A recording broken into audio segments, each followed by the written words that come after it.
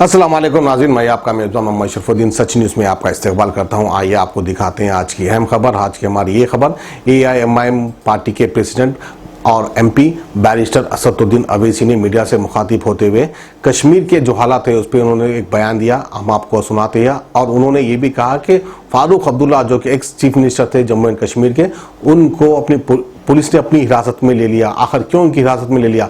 हिरासत में लेने के बाद उनके ऊपर PSA एक्ट लगा दिया गया। PSA का माने हम आपको बताते हैं कि पब्लिक सेफ्टी एक्ट कर ये एक एक्ट है। वो एक्ट हमारे आली जनाब फारूक अब्दुल्ला साहब पर लगाया गया। एक एक्स चीफ मिनिस्टर है, वो एक्स चीफ मिनिस्टर क्या पब्लिक के लिए इतना खतरा हो गया जो पब्लिक सेफ्टी एक्ट उनके ऊपर लगाए हैं? ये जुल्म सितम है या दादागिरी है या गुंडागर्दी है या फिर कानून की हिफाजत के लिए या फिर मुल्क की हिफाजत के लिए ये लोग ने ऐसा काम किया? ये सवाल मैं आवाम से कर रहा हूँ, आप खुद फैसला कीजिए।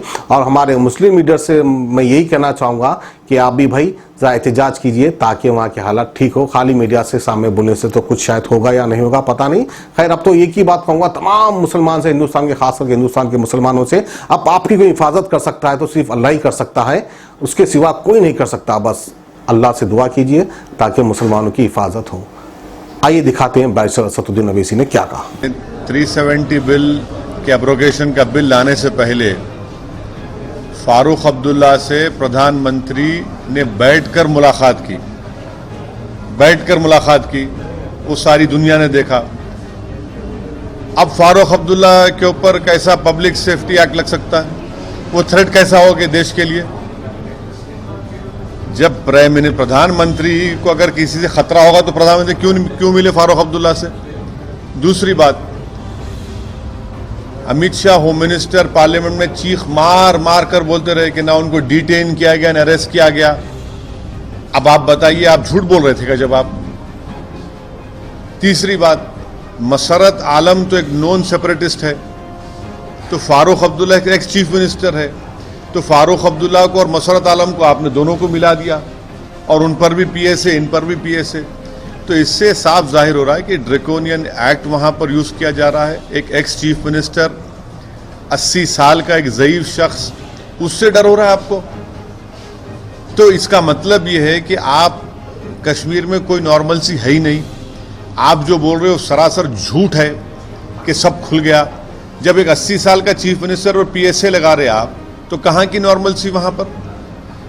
तो इससे पूरा जाहिर हो रहा है कि आपने मिसअप कर दिया पूरा। वहां पर मसरत आलम को और फारूक अब्दुल्ला को आपने एक ही सफ में लाके खड़ा कर दिया।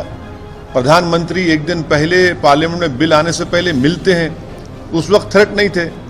होम मिनिस्टर अमित शाह पुकार कर कहे थे पार्लियामेंट में कि फारूक अब्दुल्ला का अरेस्ट किया गया ना डिटेन किया गया। अब क्या हुआ? यानी और हेबियस कॉर्पस का मतलब ही क्या रहेगा बाकी? फिर अब अल्लाह ही जाने अब हेबियस कॉर्पस का माने क्या निकलने वाले। अब तो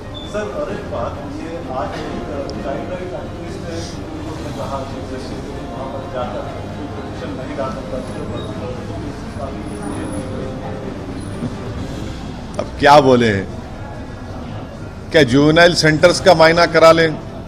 हम तो उम्मीद करेंगे कि सुप्रीम कोर्ट एक कमीशन बना दे और कश्मीर में जितने जुवेनाइल सेंटर्स हैं वहाँ पर जाकर देखें। जहाँ पर 100 बच्चे रहने की जगह है वहाँ पर 500 बच्चे रह रहे हैं, जहाँ पर 10 के रहने की जगह वहाँ पर 200 रह रहे हैं। तो क्या जुवेनाइल एक्ट अप्लाई नहीं हुआ कश्मीर? अब तो हम 370 एब्रोगेट करें तो हर एक्ट वहाँ पर अप्लाई होता है, तो फिर क्यों नहीं जुवेनाइल जस्टिस हो रहा वहाँ पर? ये बात बिल्कुल सही है। 14 साल के बच्चों को गिरफ्तार कर रहे हैं, उनको 2-3 दिन रखकर पीट कर मारते हैं, उसके बाद इंस्पेक्टर उनके माँ बाप को बुला के हवाले कर देता। भाई कुछ तो डिफरेंस करिए। जब कानून जुवेनाइल जस्टिस का है तो क्यों इंप्लीमेंट नहीं हो रहा वहां पर? ये मोदी सरकार ने जो मेस कर दिया है कश्मीर में, ये इसका ग्लेयरिंग एग्जाम्पल है कि एक्स चीफ मिनिस्टर अपने स्टेट में जाने के लिए उसको सुप्रीम कोर्ट से जाके भीख मांगना पड़ रहा है और सुप्रीम कोर्ट उनसे कह रहा है कि जाइए मगर पॉलिटिक्स मत करिए। क्यों नहीं करेंगे पॉलिटिक्स? वो क्या गुलाम नबी आज़ाद कोई फिलोसोफर है? गुलाम नबी आज़ाद कोई साइंटिस्ट है? वो पॉलिटिशियन है, MP है। ये हाल करके रख दिए कि एक्स चीफ मिनिस्टर को जाने के लिए सुप्रीम कोर्ट के पास जाकर परमिशन लेना पड़ रहा।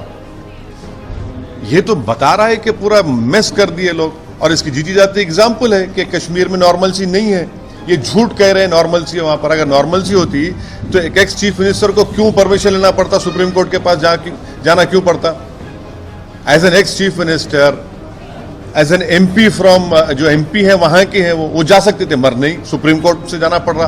और पॉलिटिक्स में हिस्सा ना ले, क्यों ना ले पॉलिटिक्स में हिस्सा, बताइए आप।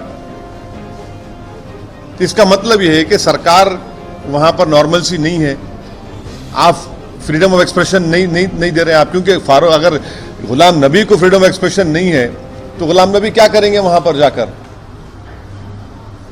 अगर Ghulam Nabi x chief minister है, वो पॉलिटिशियन है, वो उनके पार्टी के लीडर हैं, तो वहां पर जाकर के जिंदा लाश की तरह देख कर आएंगे? अजीब माहौल है वहां पर, अजीब ये चीजें हो रही हैं।